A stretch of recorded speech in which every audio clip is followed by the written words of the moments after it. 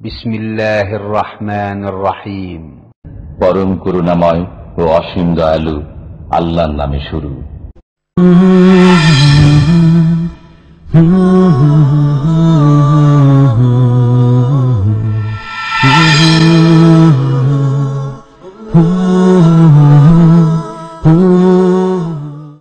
ومن أحسن قولا ممن دعا إلى الله وعمل صالحا وقال إنني من المسلمين. السلام عليكم ورحمة الله وبركاته. الحمد لله رب العالمين والعاقبة للمتقين والصلاة والسلام على أشرف الأنبياء والمرسلين نبينا محمد وعلى آله وصحبه أجمعين ومن تبعهم بإحسان إلى يوم الدين. أما بعد فأعوذ بالله من الشيطان الرجيم. بسم الله الرحمن الرحيم. قال الله تعالى في القرآن الحكيم: ومن يقتل مؤمنا متعمدا فجزاؤه جهنم خالدا فيها وغضب الله عليه ولعنه وأعد له عذابا عظيما. سورة النساء 93 নম্বর আয়াত। وعن أبي هريرة رضي الله عنه قال: قال رسول الله صلى الله عليه وسلم: كل المسلم على المسلم حرام ماله وعرضه ودمه حسب امرئ من الشر أن يحقر أخاه المسلم. রাওয়াহু আবু দাউদ রাহিমাহুল্লাহ।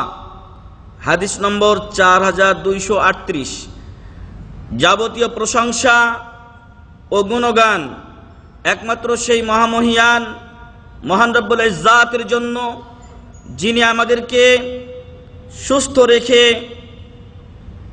পৃথিবীর বুকে শ্রেষ্ঠতম স্থান মহান রব্বুল আলামিনের মসজিদ সমূহ, সেই মসজিদগুলোর অন্যতম একটি মসজিদ দাল্লা সানাইয়ার নতুন জামে মসজিদে আমাদেরকে বাদশা কিছু ইসলামী কথা বলার ও শোনার জন্য একত্রিত হওয়ার তৌফিক দিয়েছেন এবং আল্লাহর অসংখ্য বান্দাদের মধ্য থেকে আল্লাহ তাআলা আমাদেরকে চয়ন করেছেন। এই জন্য মহান রব্বুল আলামিনের শুকরিয়া আদা করি, আলহামদুলিল্লাহ। এজন্য আল্লাহর শুকরিয়া আদা করি যে মহান রব্বুল আলামিন আমাদেরকে তার দ্বীন শিখার জন্য মনোনীত করেছেন। এর অর্থ মহান রব্বুল আলামিন আমাদের কল্যাণ চান।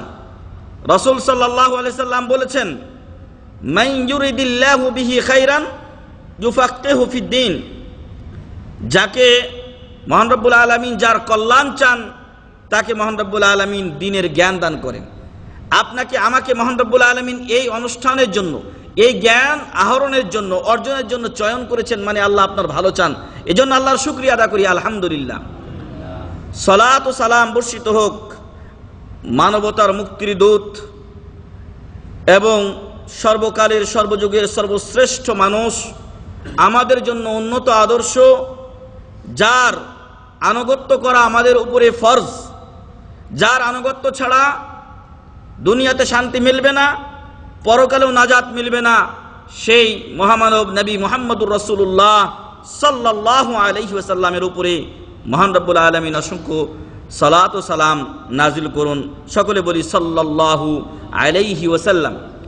সম্মানিত ভাই এবং বন্ধুগণ, মুসলিম সমাজ আজকে বড় একটা কঠিন সময় অতিক্রম করছে। যখন ইসলামী রাষ্ট্রগুলোতে বা মুসলিম অধ্যুষিত এলাকায় মুসলমানরা পরস্পরে হত্যা রাহাজানিতে নিমজ্জিত রয়েছে এবং কে কাকে কি জন্য হত্যা করছে হত্যাকারীও জানে না, আর যে নিহত হচ্ছে সেও জানে না। অথবা দুনিয়ার সামান্য স্বার্থের জন্য একজন মুসলিম অপর মুসলিমকে হত্যা করতে দ্বিধা করে না। এমন এক মুহূর্তে আমরা এখন অবস্থান করছি যখন হারামাইন আশ-শরীফাইন, মক্কা ও মদিনার দেশ, যেখানে মহান রব্বুল আলামিন নিরাপত্তা দিয়েছেন, ওয়াহাদাল বালাদিল আমিন, এই নিরাপদ শহরের আমি শপথ করে বলছি, মহান রব্বুল আলামিন বলেছেন, যেখানে দুটি হারাম এরিয়া দেওয়া হয়েছে, যে হারাম এরিয়ার ভিতরকার গাছ, কীট পতঙ্গ, মেলা জীবজন্তু ইত্যাদি এগুলো মারা নিষেধ। কাবা শরীফে মেলা কবুতর আপনি দেখতে পান, ধরা নিষেধ, এমনকি ওগুলোকে তাড়ানো নিষেধ, যাতে সে ভয় না পায়। সম্মানিত ভাই এবং বন্ধুগণ, সেই দেশেও কিছু বিপদগামী যুবকের জন্য আপনার আমার জীবন আজকে ভীত সন্ত্রস্ত হয়ে উঠেছে। এবং খোদ আমাদের দেশের 4 জন লোকও আমরা বলবো, যেহেতু মসজিদে ছিলেন, শহীদ হয়েছেন তারা। আল্লাহ যেন তাদেরকে শহীদের কাতারে শামিল করেন, আল্লাহুম্মা আমিন। তো এই কঠিন এক পরিস্থিতিতে আমরা অবস্থান করছি। আমাদের দেশে তো হত্যার শেষ নেই, প্রত্যেক দিন গড়ে শখানেক লোক হয়তো চলে যাচ্ছে, পেপার পত্রিকায় 50-60টার মতো আসে, আরো কত আসে না সেগুলোর খবর আল্লাহু আলাম। কিন্তু মানুষ মরবে, এটাই স্বাভাবিক, জন্মিলে মরিতে হয়, মানুষকে মরতে হবে, ম্যান ইজ মর্টাল, কুল্লু নাফসিন যায়িকাতুল মাউত, সবকিছুই আমাদের জানা। কিন্তু একটা স্বাভাবিক মৃত্যুর গ্যারান্টি আজকে মানুষের নেই। আমাদের দেশে তো এগুলো অহরহ ঘটছে, পার্শ্ববর্তী রাষ্ট্র পাকিস্তানে অহরহ ঘটছে। কিন্তু যেই দেশটাকে আল্লাহ তাআলা নিরাপত্তা দিয়েছিলেন, ফালিয়াবুদু রাব্বা হাযাল বাইত, তারা যেন এই ঘরের রবের ইবাদত করে, আল্লাযী আত'আমাহুম মিন জু, যিনি ক্ষুধার্ত অবস্থায় তাদেরকে খাবার দিয়েছেন, ওয়া আমানাহুম মিন খাউফ, যখন তাদের ভয় ছিল আল্লাহ তাদেরকে নিরাপত্তা দিয়েছেন, নির্ভয় দিয়েছেন, সেই রবের জন্য তারা ইবাদত করে। সম্মানিত ভাই এবং বন্ধুগণ, সে দেশটা তো আজকে বেশ কয়েক মাস ধরেই আপনারা দেখছেন যে বিভিন্ন জায়গাতে, বিশেষ করে আল্লাহর ঘর মসজিদে, যেখানে মানুষেরা ইবাদত বন্দেগী করতে আসে, যেই মসজিদে প্রবেশ করে মানুষ তার আত্মিক প্রশান্তি লাভ করে, সেই জায়গাকে আজকে ভয়ে রূপান্তরিত করে দেওয়া হয়েছে। ফলে আজকে আমরা এই কঠিন পরিস্থিতিতে আজকে যে বিষয় নির্ধারণ করেছি সেটা হলো কাতলুল মুসলিমি জারিমাতুন আযীমা, মুসলিম হত্যা মহাপাপ, মুসলিম হত্যা মহাপাপ। এই বিষয়ে শরীয়তের দৃষ্টিকোণ থেকে কিছু কথা আপনাদের সামনে তুলে ধরার চেষ্টা করব ইনশাআল্লাহ। সম্মানিত ভাই এবং বন্ধুগণ, ইসলাম মানুষের জীবন রক্ষার পূর্বে এর চাইতে ছোট ছোট বিষয়গুলোকে রক্ষা করেছে, নিরাপত্তা দিয়েছে এবং সেগুলোকে সংরক্ষণের তাগাদা দিয়েছে। আর মানুষের জীবন তো অনেক অনেক অনেক উপরের বিষয়। কেউ যদি 8 আনা পয়সাকে বা 1 রিয়ালকে হেফাজত করে, ওই লোকটা কি 10 রিয়াল হেফাজত করবে না? অবশ্যই করবে। তো ইসলাম মানুষের ছোট ছোট বিষয়গুলোকে যখন সংরক্ষণ করেছে, তখন অবশ্যই মানুষের আত্মা, নফস, যা ছাড়া মানুষ পৃথিবীতে থাকতে পারে না, যা ছাড়া মানুষের কল্পনা করা যায় না, সেই আত্মা ও নফসকে, সেই জীবনকে হেফাজতের জন্য সর্বাত্মক বিধান ইসলাম কোরআন ও হাদিসে রেখেছে। সে বিষয়ে ইনশাআল্লাহ আলোচনা করব। তার পূর্বে আমরা বলতে চাই যে আমাদের বাংলা সমাজে মানুষের জীবন ধারণের জন্য, মনে রাখবেন আমার আলোচনার বিষয়গুলো প্রত্যেকটা মনে রাখবেন, শেষে আমরা প্রশ্ন করব ইনশাআল্লাহ। যারা উত্তর দিতে পারবেন তাদেরকে পুরস্কার দেওয়া হবে। তাছাড়াও ভাই জহির বলেছেন টোকেনের মাধ্যমে পুরস্কার আছে আপনাদের জন্য। তো পয়েন্টগুলো মনে রাখবেন। আমাদের বাংলা ভাষায় বা বাঙালি সমাজে 5টা জিনিসকে অত্যাবশ্যকীয়, আবশ্যক মনে করা হয়, যে একটা মানুষ বাঁচতে হলে এই 5টা জিনিস ছাড়া তার চলবে না। তার মধ্যে একটা হচ্ছে তার অন্ন, খাবার, পানাহার না হলে মানুষ বাঁচবে না। 2 নাম্বার হচ্ছে বস্ত্র, যদি পোশাক ছাড়া লোক থাকে তো কি বলবে, পাগল মনে হয় লোকটা, পোশাক পরে নাই, তাই না? তাহলে বস্ত্র লাগবে। 2 নাম্বার বস্ত্র, অন্ন, বস্ত্র। তারপরে শিক্ষা, যারা মূর্খ তারা কিছুই জানে না, বই থাকলেও পড়তে পারে না, নাম্বার আছে লেখা, মোবাইল নাম্বারটাও চিনে না। আমি আমাদের এলাকার এক মহিলার আমার বোনের কাছ থেকে শুনেছি, তার বাড়ির পাশের এক মহিলা তাকে এসে বলছে যে আপা দেখেন তো এটা কয় টাকার নোট। আল্লাহু আকবার, টাকাও চেনে না, যদি কোটি টাকাও আল্লাহ দিয়ে দেয় তো কিভাবে চিনবো। তো যে কথা বলছিলাম, 3 নম্বর হচ্ছে শিক্ষা। শিক্ষা জাতির মেরুদণ্ড, যদিও শিক্ষা আজকে আমাদের সমাজে অশিক্ষা হয়ে গেছে। মানে সর্ষের মধ্যে ভূত, তো ওই সর্ষে দিয়ে ভূত তাড়াবে কোথা থেকে? আজকে শিক্ষকেরাই অশিক্ষায় ভুগছে। যার খবর পেপার পত্রিকায় এসেছে, আমি সেগুলো নিয়ে সময় নষ্ট করতে চাই না। 3 নম্বর হচ্ছে শিক্ষা। 4 নম্বর হচ্ছে চিকিৎসা। মানুষ দুনিয়াতে থাকলে অসুখ বিসুখ হবেই, আর অসুখ বিসুখের জন্য কি দরকার? চিকিৎসা দরকার। 5 নম্বর হচ্ছে বাসস্থান। যদি একটা কুড়ে ঘর না থাকে আপনার, কোথায় আপনি মাথা গোজাবেন? ভাই গরিব আর ফকির মিসকিন যাই হই না কেন, একটা ঘর বা বাড়ি একটা দেশে আছে, এইখানে কদিনের জন্য এসেছে, আবার ওখানে চলে যেতে হবে। এখানে যত এসিতে থাকি, দেশে গিয়ে তো আর সেটা সহজে সবার মেলে না। যে কথা বলছিলাম, এই 5টা জিনিস হচ্ছে আমাদের সমাজে অত্যাবশ্যকীয় জিনিস। কি বললাম?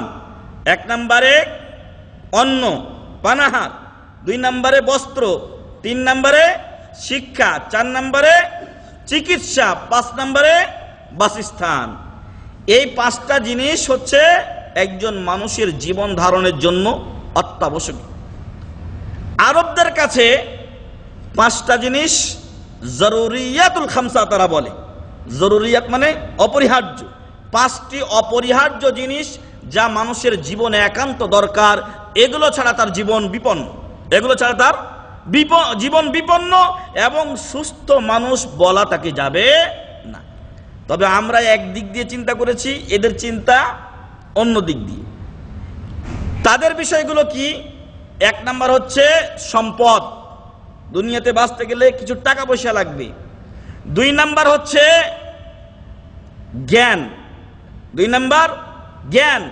3 নম্বর সম্মান, 3 নম্বর কি? সম্মান। 4 নম্বর হচ্ছে আপনার দিন বা ধর্ম। 5 নম্বর হলো আপনার জান। কি বললাম? 1 নম্বরে মাল। ধরেন আপনি আমাদের মতোই, যদি আমাদের ভাষায় যদি বলা হয় তাহলে জান মাল, জান মাল 2টা। তারপরে আপনার সম্মান, তারপরে আপনার দিন বা ধর্ম, এবং তারপরে আপনার জ্ঞান। জ্ঞান না থাকলে মানুষ পাগল, ওটা আমাদের ওই 5টির ভিতরেই চলে এসেছে। তাহলে এই 5টা জিনিস হচ্ছে আজ-জরুরিয়াতুল খামসা, অপরিহার্য বিষয় যা মানুষের জীবনে একান্ত দরকার।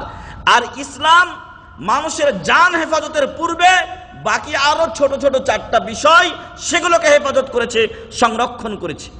আসুন, মানুষের জীবনের কাছে সম্পদ কিছুই না। আপনার কাছে কোটি কোটি টাকা আছে, একজন ডাকাত আপনাকে এসে বলছে, আল্লাহ আমাদের হেফাজত করুন, আল্লাহুম্মা আমিন। একজন ডাকাত এসে আপনাকে বলছে যে তোমার টাকা দিয়ে দাও, নাহলে মেরে ফেলবো। আপনার সামনে পিস্তল ধরেছে অথবা চাকু ধরেছে, আপনি হয় টাকা দিবেন, না হয় আপনার জীবন শেষ। কি করবেন আপনি? খালি বালি টাকা পয়সা, টাকা আবার আইব, কিন্তু আগে নিজে বাঁচি, আগে নিজে বাঁচি। ফলে টাকা পয়সা এটা মানুষের কাছে নাথিং, যেটা ইংলিশেও বলে যে মানি লস নাথিং লস। মানি গেল তো কিছুই গেল না। তারপরে আপনার হেলথ লস সামথিং লস, স্বাস্থ্যটা গেলে কিছু গেল। Character loss all everything loss বা অল থিং লস, সব চলে গেল। তো ঠিক ওই রকমই টাকা আপনার যদি চলে যায়, যাই আসে না, কিন্তু আগে নিজে বাঁচা চাই। মেলা কিছু মানুষের আছে, সম্পদ আছে ঘরে, কিন্তু হঠাৎ করে যদি আল্লাহ না করুক কোনো জায়গায় বিপদ আসে, খালি বালি সম্পদ। আমাদের সেদিন ইসলামিক সেন্টারে একটু ছোট আগুন ধরেছিল, আল্লাহ হেফাজত করুন, আল্লাহ। তো আমি নিচ থেকে আসছি, ডিউটিতে ঢুকি নাই আমি, তার আগেই দেখছি এরকম অবস্থা। আমার সেন্টারে ডয়ারে কিছু টাকা ছিল, একবার চিন্তা করছি যাবো না, পরক্ষণে ভাবলাম আল্লাহ কারিম, হ্যাঁ, গিয়ে যদি কোনো বিপদ হয় তো গেলামই না, টাকা গেলে যা। তো আমি বলছিলাম যে 1 নম্বর হচ্ছে সম্পদ। অবশ্যই সম্পদের গুরুত্ব মানুষের জীবনে আছে, তবে সম্পদই সবকিছু নয়। এরপরও এই সম্পদকে ইসলাম হেফাজত করেছে কিভাবে শুনুন। মহান রব্বুল আলামিনের বাণী, সূরাতুন নিসার 29 নম্বর আয়াতে আল্লাহ ঘোষণা করেছেন, ইয়া আইয়ুহাল্লাযীনা আমানু লা তাকুলু আমওয়ালাকুম বাইনাকুম বিল বাতিল।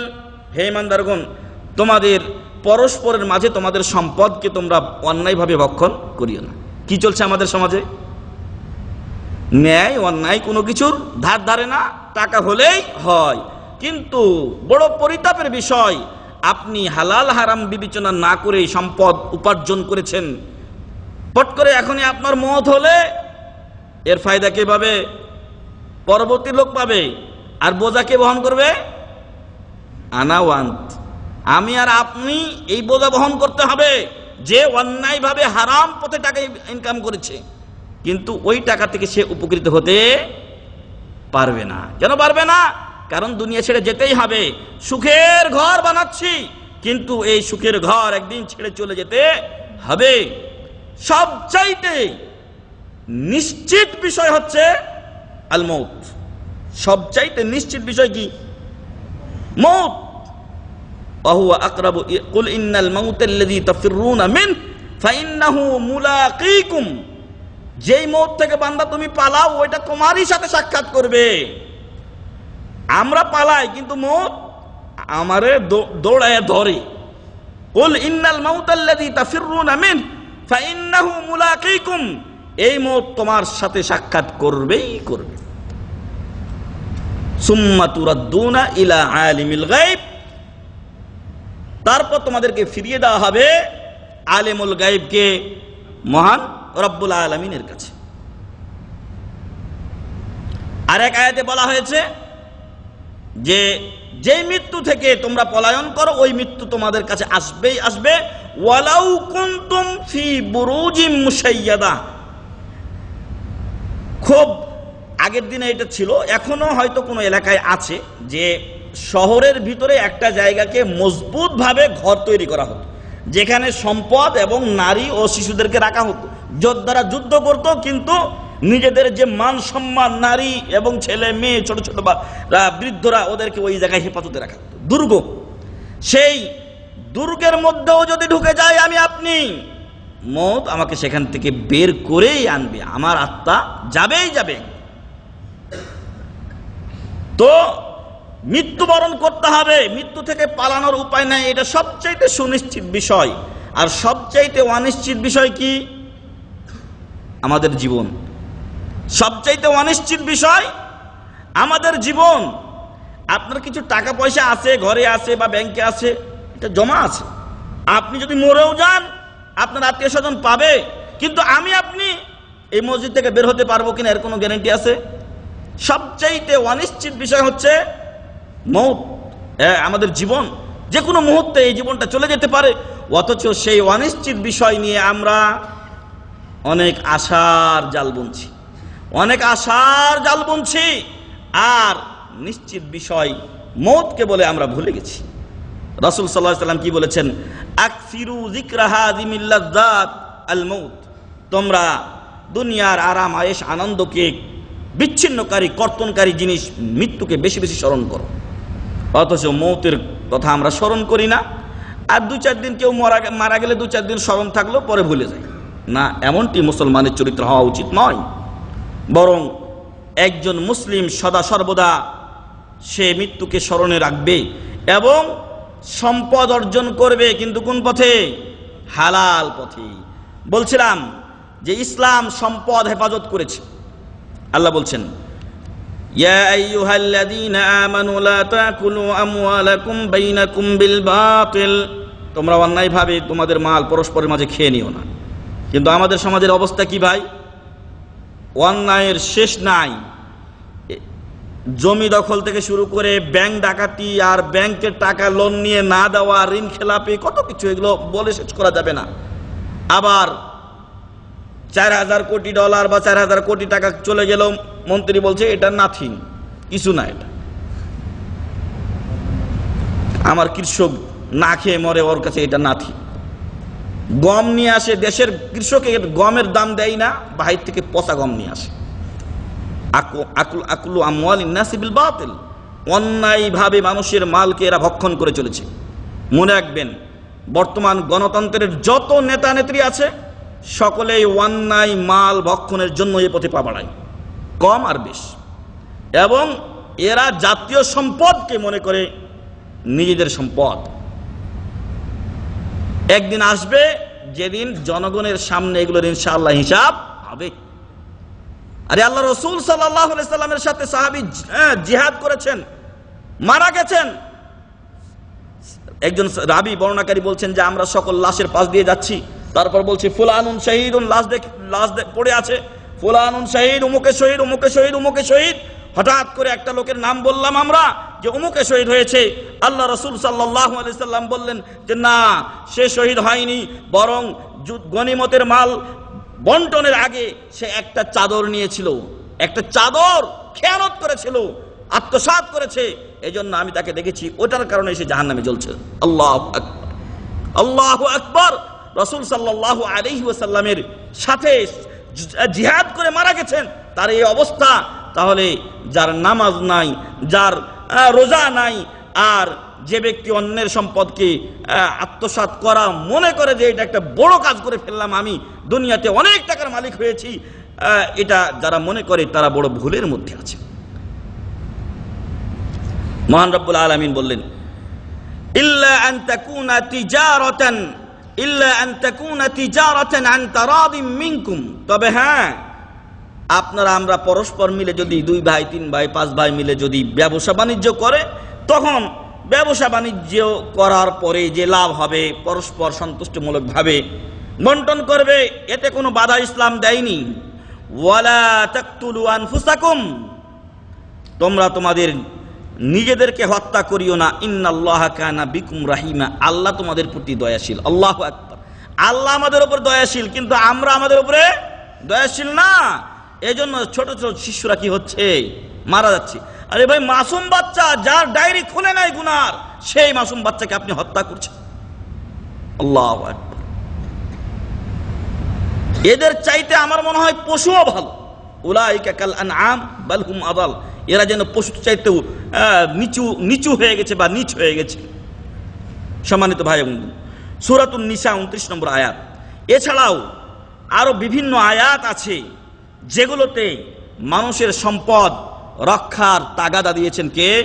মহান রব্বুল আলামিন। সম্পদ অন্যায়ভাবে ভক্ষণ তো দূরের কথা, সামান্য যদি চুরি করে নেয়, আল্লাহ কি বলছেন? সূরাতুন নূরের সূরা মাইদার 38 নম্বর আয়াতে আল্লাহ বলছেন ওয়াস-সারিকু ওয়াস-সারিকাতু ফাকতাউ আইদিয়াহুমা, চোর পুরুষ হোক বা মহিলা হোক যদি চুরি করে তাহলে উভয়ের হাত কি করো? কেটে দাও। কেন? জাযাআম বিমা কাসাবা, তারা যে কৃতকর্ম করেছে তার বদলা হিসাবে। নাকালাম মিনাল্লাহ, এটা মহান রব্বুল আলামিনের পক্ষ থেকে শাস্তি। আল্লাহু আজিজুন হাকিম, আল্লাহ মহাপরাক্রমশালী এবং বিজ্ঞ। আল্লাহ তাআলা ভালো করে জানেন চুরির শাস্তি যদি না হয় তাহলে দেশে চুরি বেড়ে যাবে, অন্যায় বেড়ে যাবে।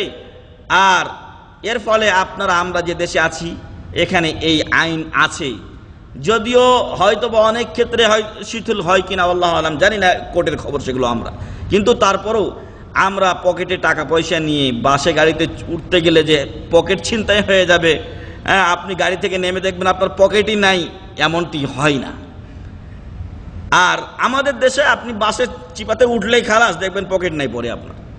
তো মহান রব্বুল আলামিন ছোট ছোট সম্পদ অন্যায়ভাবে কেউ যদি চুরি করে নেয় তাহলে তারও কি রেখেছেন? শাস্তির বিধান রেখেছেন। কেন? যাতে মানুষের সম্পদ হেফাজত হয়, সংরক্ষণ হয়। এটা গেল 1 নাম্বার। 2 নাম্বারে ইসলাম মানুষের জ্ঞানকে রক্ষা করেছে, কিন্তু আমাদের সমাজে লাইসেন্স দেওয়া হয়েছে মানুষের জ্ঞান নষ্ট করে দেওয়ার জন্য।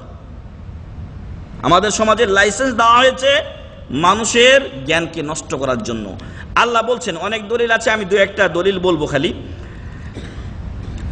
ইয়া আইয়ুহাল্লাযীনা আমানু ইন্নামাল খামরু ওয়াল মাইসিরু ওয়াল আনসাবু ওয়াল আজলাম রিজসুম মিন আমালিশ শাইতান ফাজতানিবুহু লাআল্লাকুম তুফলিহুন।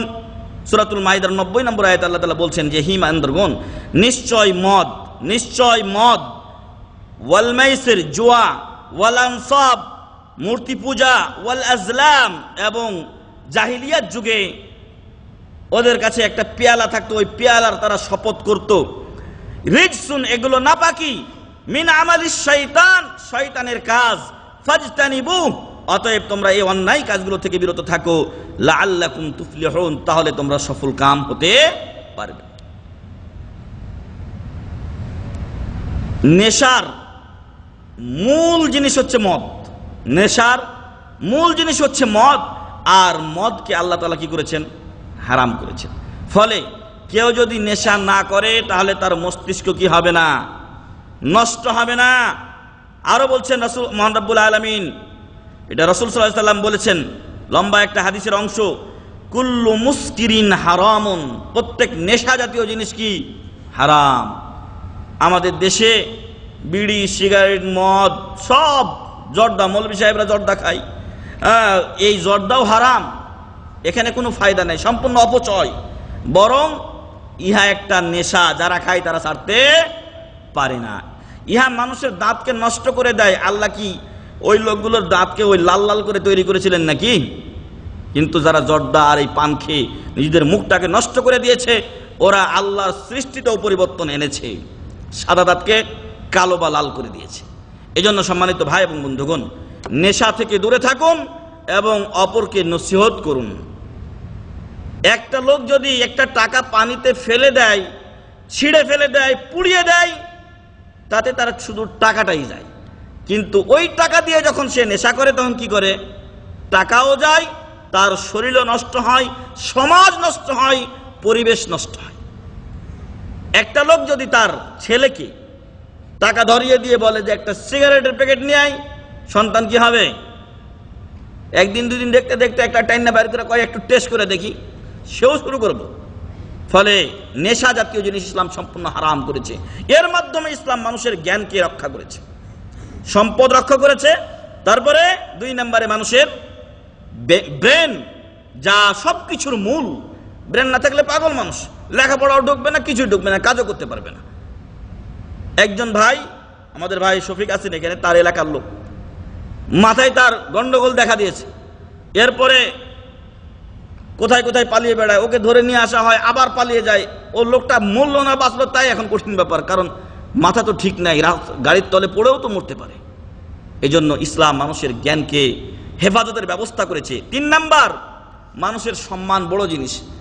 গরিব ধনী সবারই তার একটা স্ট্যাটাস আছে, তার একটা সম্মান আছে। অনেক গরিব থাকতে পারেন, কিন্তু অনেক ধনী চাইতে তার কাছে সম্মান জিনিসটা বড়।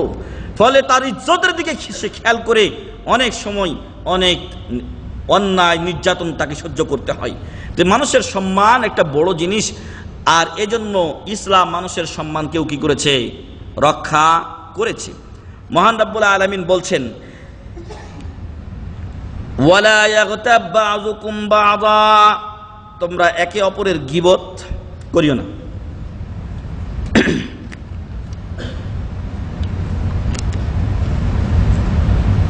গীবত করলে কি হয়? আপনার দুর্নাম আমি এই ভাইয়ের কাছে গিয়ে বললাম, তাহলে আপনার ইজ্জতটা আমি ওনার কাছে শেষ করে দিলাম। আপনি আমার একটা কথা আরেক ভাইয়ের কাছে গিয়ে বললেন, ইজ্জত থাকলো? যার গীবত করা হয় তার ব্যাপারে বিস্মিয়ে তোলা হয় যার কাছে বলা হচ্ছে। তাই আল্লাহ তাআলা বলছেন, ওয়ালা ইয়াগতাব বাযুকুম বাযা, তোমরা পরস্পর গীবত করবে না, একজনের কথা আরেকজনকে বলে বেড়াবে না। যদি তুমি তোমার মুসলিম ভাইয়ের ভিতরে কোনো ভুল দেখতে পাও, তাহলে তাকে গিয়ে নসিহত করো। আর দিন ওয়ান নাসিহা, দিন হলো নসিহত। আপনি উপদেশ দিবেন, ভাই আপনার ভিতরে আমি এই দোষটা দেখতে পাচ্ছি, কোনো কিছু নেবেন না, এটা সংশোধন করে নিলে ভালো।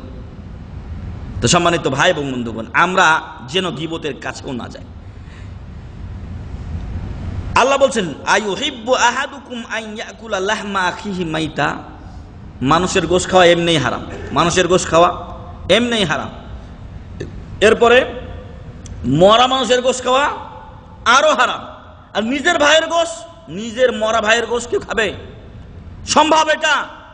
আল্লাহ তাআলা বলছেন, আইয়ুহিব্বু আহাদুকুম আন ইয়াকুলা লাহমা আখিহি মাইতা, তোমরা কি তোমাদের নিজের মৃত ভাইয়ের গোশত খেতে পছন্দ করো? তার মানে কি, যদি কেউ অপরের গীবত করে সে যেন তার নিজের মৃত ভাইয়ের গোশত খেলো, নাউযুবিল্লাহি মিন যালিক। ফাকারিহতুমু, তোমরা সবাই এটাকে অপছন্দ করো।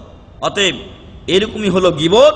যদি তুমি গীবত করো তাহলে তুমি যেন তোমার মৃত ভাইয়ের গোশত খেলে, নাউযুবিল্লাহি মিন যালিক। ওয়াত্তাকুল্লাহ, সদা সর্বদা তোমরা আল্লাহকে ভয় করো। আমি যার দুর্নাম করছি সেই লোক হয়তো শুনছে না এখানে, কিন্তু আল্লাহ কি শুনছেন না? কেরামান কাতিবিন শুনছেন না? প্রত্যেক মানুষের সাথে হাফাজা আছে, সংরক্ষণকারী। কেরামান কাতিবিন ছাড়াও আরো ফেরেশতা আছেন, তারা কি এগুলো শুনছেন না? অবশ্যই শুনছেন। অতএব ওয়াত্তাকুল্লাহ, তোমরা আল্লাহকে ভয় করো। ইন্নাল্লাহা তাওয়াবুর রহিম, যদি তুমি কারো গীবত করেই ফেলাও তাহলে মহান রব্বুল আলামিন তওবা কবুলকারী এবং পরম দয়ালু। সূরাতুল হুজুরাত 12 নম্বর আয়াত। ইবনে মাজার 2534 নম্বর হাদিসে রাসূল সাল্লাল্লাহু আলাইহি ওয়াসাল্লাম বলেছেন, মান সাতারা মুসলিমান সাতারাহুল্লাহু ফিদ দুনিয়া ওয়াল আখিরাহ, যে ব্যক্তি কোনো মুসলমানের দোষ ত্রুটি গোপন রাখবে আল্লাহ পরকালে, দুনিয়া ও পরকালে তার দোষ ত্রুটি গোপন রাখবেন। সুবহানাল্লাহ। কেন এই ফজিলত? যাতে মানুষের ইজ্জত নষ্ট না হয়, সম্মান নষ্ট না হয়। তবে হ্যাঁ, অবশ্যই ইহা ব্যক্তিগত যদি দোষ থাকে তাহলে ব্যক্তিগত দোষ। আমি একটা কাজ হয়তো করে ফেলেছি যেটা আপনি দেখেছেন, আর আমি এমনিই লজ্জিত হয়ে গেছি আপনি যে দেখে ফেলেছেন, এটার অপকার আরেকজনের ঘাড়ে গিয়ে পড়ে না। আমি যেই অন্যায়টা করেছি, দোষটা করেছি, এটা আমার কেন্দ্রিক ব্যক্তিগত পর্যায়ের, তাহলে আপনি এটাকে গোপন করবেন। কিন্তু যদি এমন অন্যায় হয় যার দ্বারা জাতি ক্ষতিগ্রস্ত হবে, তাহলে ওই অবস্থায় ওই দোষের খবর কি করতে হবে? জানিয়ে দিতে হবে। যেমন একটা লোক যদি মানুষকে শিরকের পথে নিয়ে যায়, একটা লোক যদি মানুষকে বিপদগামী করে, তাহলে অবশ্যই সাবধান করে দিতে হবে যে ওই লোকের কাছে যেও না, সে তোমার ঈমান ও আমল কি করবে? নষ্ট করে দেবে। তো সম্মানিত ভাই এবং বন্ধুগণ, তাহলে ইসলাম মানুষের মান সম্মানকেও রক্ষা করেছে। রাসূল সাল্লাল্লাহু আলাইহি সাল্লাম বলছেন, আবু দাউদ শরীফের 4238 নম্বর হাদিস, কুল্লুল মুসলিমি আলাল মুসলিমি হারাম, প্রত্যেকটা মুসলমান, আপনি আমি আমরা যারা এখানে আছি, বাইরে যত মুসলমান আছে, সকলে পরস্পরের মাঝে হারাম হলো কি? মালুহু, সম্পদ। যেটা প্রথমে আমরা বলে এসেছি যে আমরা পরস্পরের মালকে অন্যায়ভাবে ভক্ষণ করব, এটা হারাম। তারপরে ওয়া ইরদুহু, সম্মান হানি করব আপনার, এটাও হারাম। ওয়া দামুহু, আপনাকে আমি অন্যায়ভাবে হত্যা করব, এটাও হারাম।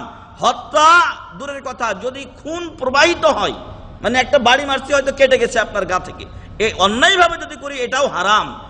হাসবুমরিইম মিনাশ শাররি আন ইয়াহকিরা আখাহুল মুসলিম, কোন ব্যক্তির খারাপ হওয়ার জন্য এটাই যথেষ্ট যে সে অপর মুসলিম ভাইকে কি করবে? ঘৃণা করবে, তুচ্ছ জানবে, ও কোনো জিনিস হলো নাকি, ও কিছুই না, ওর চাইতে আমরা কত ভালো, মেলা রকম। এখন আমরা সবাই নিজেকে ভালো মনে করি, অন্যদেরকে মনে করি কি অন্যরা কিছুই না, ও কি জানে, অথবা ও ফালতু একটা লোক। না, এমন কথা বলা উচিত না। এমন কথার মাধ্যমে হয়তো আপনি জাহান্নামের অতল তলে তলিয়ে যেতে পারেন।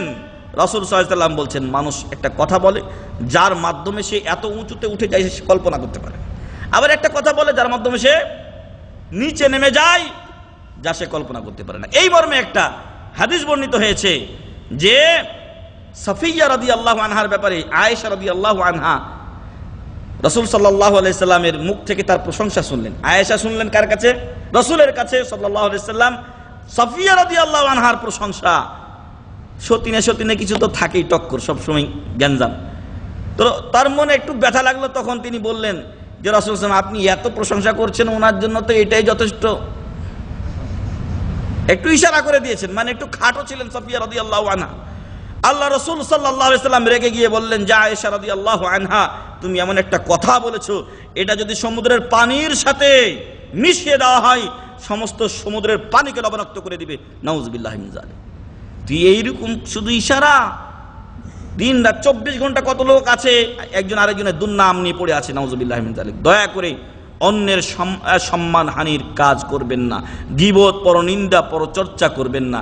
নতুবা রাসূল সাল্লাল্লাহু আলাইহি সাল্লাম একদিন 2 কবরের পাশ দিয়ে যাচ্ছিলেন, বললেন আযাব হচ্ছে, একজনের অপরাধ পেশাব থেকে বাঁচত না, আর একজনের অপরাধ ফাকানা ইয়ামশি বিন নামিমা, চগলখড়ি করে বেড়াতো, আপনার কথা আমাকে, আমার কথা আপনাকে, আপনার কথা আরেকজনকে, এইভাবে এই ছিল তার দায়িত্ব, বা সে এই কাজই করে বেড়াতো। আর মানুষের কাছে ও সুফি সাধক, মানুষের কাছে ও নিজে ভালো হয়ে থাকার চেষ্টা করতো। সম্মানিত ভাই বোন, 3 নাম্বার গেল। 1 নাম্বার মানুষের সম্পদ ইসলাম হেফাজত করেছে, 2 নাম্বার জ্ঞান বা ব্রেন হেফাজত করেছে, 3 নাম্বার সম্মান হেফাজত করেছে, 4 নাম্বার মানুষের দিন বা ধর্মকেও আল্লাহ তাআলা কি করেছেন? হেফাজত করেছেন। আল্লাহ তাআলা বলছেন ইন্নাদ দীনা ইনদাল্লাহিল ইসলাম, মহান রব্বুল আলামিনের কাছে একমাত্র মনোনীত ধর্ম হলো, গ্রহণীয় ধর্ম হলো ইসলাম। অতএব ইসলাম এটা আল্লাহ তাআলা নির্ধারণ করে দিয়েছেন, তাই আমাদেরকে কি করতে হবে? ইসলামকেই গ্রহণ করতে হবে। তারপর বলছেন আল্লাহ তাআলা ওয়া মান ইয়াবতাগি গায়রাল ইসলামি দীনান ফালান ইউকবালা মিন, যে ব্যক্তি ইসলাম ছাড়া অন্য কোনো দিন বা ধর্ম মানতে চাইবে উহা তার পক্ষ থেকে গ্রহণ করা হবে না। ওয়া হুয়া ফিল আখিরাতি মিনাল খাসিরিন, আর পরকালে সে ক্ষতিগ্রস্তদের কাতারে শামিল হবে। তারপরে বলছেন মহান রব্বুল আলামিন আল ইয়াউমা আকমালতু লাকুম দীনাকুম, আল ইয়াউমা আকমালতু লাকুম দীনাকুম, আল্লাহ দিনকে কি করেছেন? পরিপূর্ণ করে দিয়েছেন। যে জিনিস পরিপূর্ণ হয়ে যায় সেটা অবশ্যই কি সংরক্ষিত, ওখানে নতুন কিছু ঢোকানোর সুযোগ থাকে না। আর আল্লাহ বলে দিয়েছেন ইয়া আহলাল কিতাব, হে আহলে কিতাবের লোকেরা,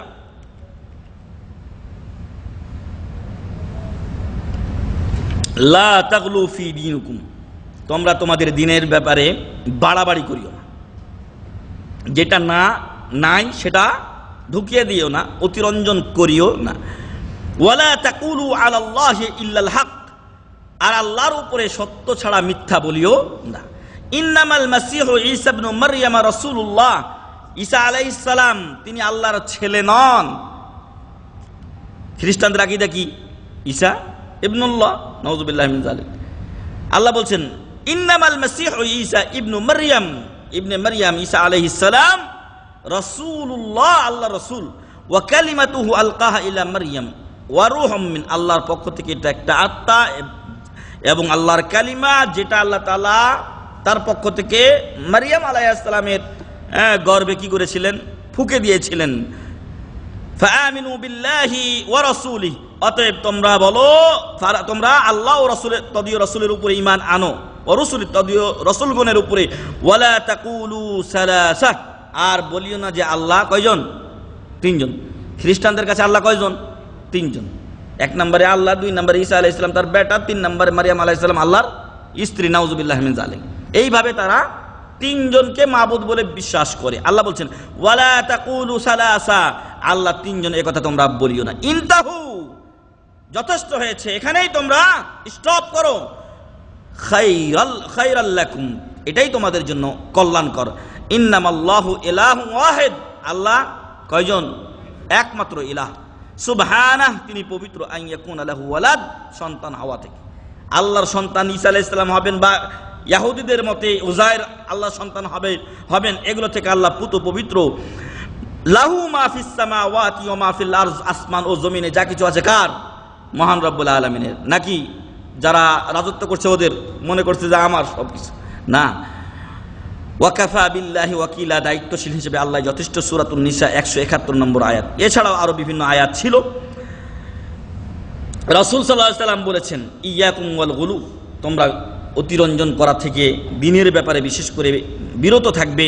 ফা ইন্নামা আহলাকা মান কানা ক্বাবলাকুম আল গুলু, কারণ তোমাদের পূর্ববর্তী লোকেরা এই অতিরঞ্জন বা বাড়াবাড়ি করার কারণে কি হয়েছে? ধ্বংস হয়ে গেছে। এটা হলো আপনার সুনানে ইবনে মাজার 3020 নম্বর হাদিস। তাহলে আমরা এতক্ষণ পর্যন্ত আপনাদেরকে 4টি বিষয় সম্পর্কে বলে আসলাম, যে ইসলাম সম্পদের হেফাজত করেছে, ইসলাম সম্পদের হেফাজত করেছে, ইসলাম আপনার জ্ঞানের হেফাজত করেছে, ইসলাম আপনার সম্মানের হেফাজত করেছে, ইসলাম আপনার দ্বীনকে হেফাজত করেছে। এবার আমরা আমাদের মূল বিষয়ের কথা বলবো সংক্ষেপে। ইসলাম মানুষের জীবনকেও কি করেছে? নিরাপত্তা দিয়েছে, যার কথা আমরা শুরুতে বলেছি। আল্লাহ বলছেন যে ফালিয়াবুদু রাব্বা হাযাল বাইত আল্লাযী আত'আমাহুম মিন জু' ওয়া আমানাহুম মিন খাউফ, আল্লাহ আমাদেরকে ভয় থেকে নিরাপত্তা দিয়েছেন। আর মানুষের জীবনে যদি নিরাপত্তা না থাকে তাহলে মানুষ আল্লাহর ইবাদত করবে কিভাবে? ইবাদত করতে পারবে? এই যে এখন বর্তমান সময়ে বিভিন্ন মসজিদে বোমা মারামারি শুরু হয়েছে, ফলে অনেক মানুষ মসজিদে যেতেও অনেক সময় ভয় করবে।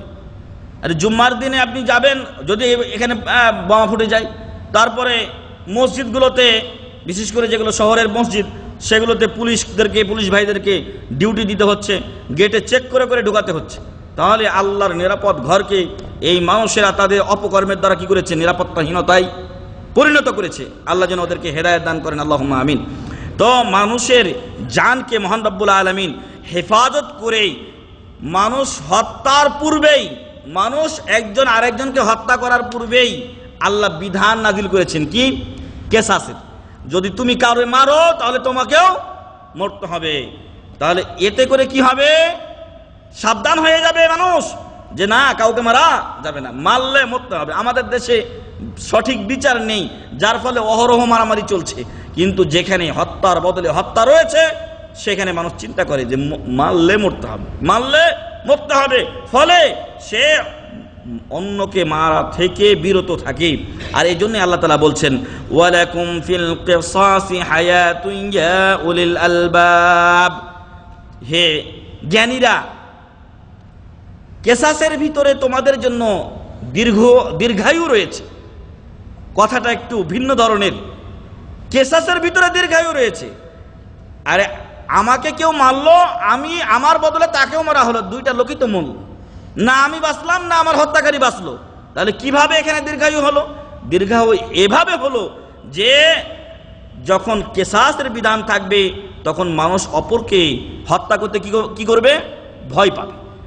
আর ওইখানেই তখনই মানুষ হত্যা করা থেকে বিরত থাকবে, যার ফলে অনেক মানুষের আত্মা কি হবে?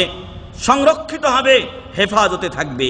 মহান রব্বুল আলামিন কেসাসের বিধান নাজিল করে বলছেন সূরাতুল বাকারার 178 নম্বর আয়াতে, ইয়া আইয়ুহাল্লাযীনা আমানু কুতিবা আলাইকুমুল কিসাস, ইয়া আইয়ুহাল্লাযীনা আমানু কুতিবা আলাইকুমুল কিসাসু ফিল কাতলা, যদি কেউ তোমাদের মধ্যে অপরকে হত্যা করে তাহলে তার বদলে হত্যা তোমাদের উপরে ফরজ করে দেওয়া হলো। তাই আল্লাহর একটা ফরজ, নামাজ যেমন ফরজ, কেসাসও একটা ফরজ বিধান। যে দেশের সরকারের সামর্থ্য আছে, ক্ষমতা আছে, সে এই কেসাসি বিধান কি করবে? বাস্তবায়ন করবে, না হলে তাকে আল্লাহর কাছে জবাব দিতে হবে। আল হুররু বিল হুর, স্বাধীন যদি স্বাধীনকে মারে তাহলে স্বাধীনের বদলে স্বাধীন। আল হুররু বিল হুররি ওয়াল আবদু বিল আবদ, দাস যদি দাসকে মারে তাহলে তার বিনিময়ে তাকে হত্যা করা হবে। ওয়াল উনসা বিল উনসা, মহিলাকে মারলে তারও কিসাস নেওয়া হবে।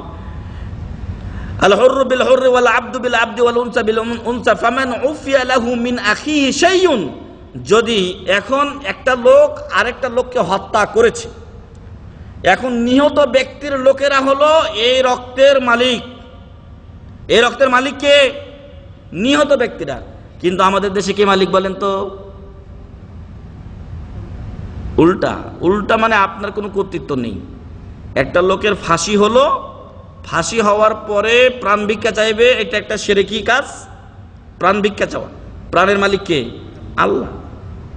এটা মানুষের কাছে চাওয়া একটা শিরকি কাজ। 2 নাম্বার, এই অধিকারটা হচ্ছে ওয়ালিদের, অভিভাবকের। ওয়ালিউল মাকতুল, যে নিহত হয়েছে তার অভিভাবকদের প্রাপ্য এটা। মানে আপনার কাউকে কেউ যদি হত্যা করে আপনি তার দায়িত্বশীল, আপনি হয় তাকে মাফ করবেন, না হয় তাকে মুক্তিপণ নিয়ে ছেড়ে দেবেন। কিন্তু আমাদের দেশে কোথায় যায়? প্রেসিডেন্টের কাছে যায়। প্রেসিডেন্ট ইচ্ছা হলে মাফ করে, না হলে নাই। মানে এখন নিহত ব্যক্তির বিধবা স্ত্রী, ইয়াতিম বাচ্চাগুলো কিছুই পেল না। কিন্তু ইসলাম এটা বলেনি। ইসলাম বলছে কি? হত্যার বদলে হত্যা হবে, যেহেতু সে রহম করেনি, রহম পাওয়ার যোগ্য না। কিন্তু এরপরও কোনো মানুষ যদি তার মুসলিম ভাইকে ভুল হয়েছে বলে মাফ করে দেয়, ফামান উফিয়া লাহু মিন আখিহি শাইউন, কিছু যদি মাফ করে দেয়, তার মানে কিসাস ছিল, হত্যার বদলে হত্যা ছিল, হত্যা মাফ করে দিল। তারপরে সে বলল যে আমাকে 5 লক্ষ টাকা দিতে হবে। বুঝে আসছে? আমি হত্যা মাফ করলাম, কিন্তু আমাকে দিয়ত দিতে হবে, আমাকে মুক্তিপণ দিতে হবে।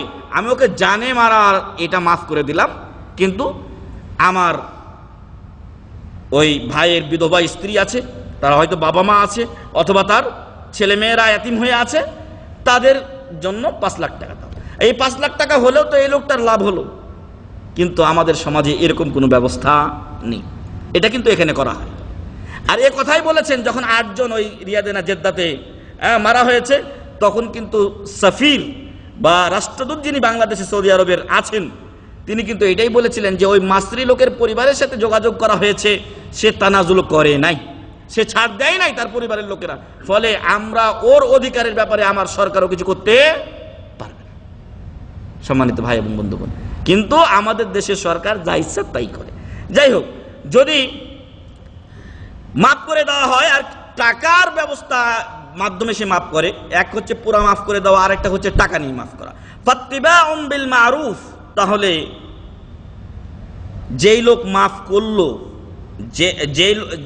যেই লোককে মাফ করা হলো, যে লোক মাফ করলো সে যেন অতিরঞ্জিত বেশি কিছু না করে। মানে এখন হত্যার বদলে হত্যা যদি 10 কোটি চান তো দেওয়া সম্ভব, 5 কোটি দেন সম্ভব। একটা সম্ভবের ভিতরে যে লোকটা হয়তো ভুলে মেরেই ফেলেছে আপনার আত্মীয়কে, যতটুকু তার পক্ষে দেওয়া সম্ভব ততটুকু যেন সে তার কাছে তলব করে।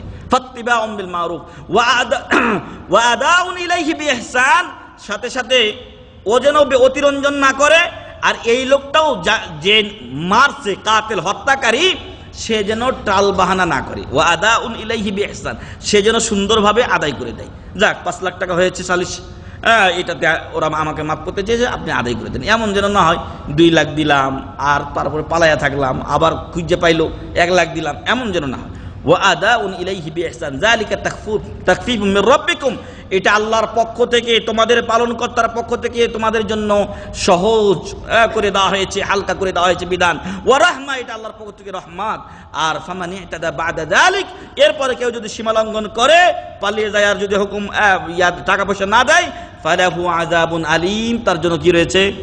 যন্ত্রণাদায়ক শাস্তি অপেক্ষা করছে। দুনিয়ার জীবনটা শেষ হোক, তারপরে কড়াই ঘন্টায় বুঝিয়ে দেওয়া হবে। আল্লাহ তাআলা যেন আমাদেরকে এরকম কাজ করা থেকে হেফাজত করেন, আল্লাহুম্মা আমিন। এ হচ্ছে হত্যা করার পূর্বে আল্লাহ বিধান লিখেছেন যে যদি হত্যা করো তাহলে তোমাকে হত্যা করা হবে, অতএব সাবধান, অতএব তুমি সাবধান। এর সাথে রাসূল সাল্লাল্লাহু আলাইহি সাল্লাম বলছেন, হত্যার পূর্বেই রাসূল সাল্লাল্লাহু আলাইহি সাল্লাম সতর্ক করেছেন, মান হামালা আলাইনা সিলাহ ফালাইসা মিন্না, যে ব্যক্তি আমাদের উপরে অস্ত্র ধারণ করে সে আমাদের দলভুক্তই না।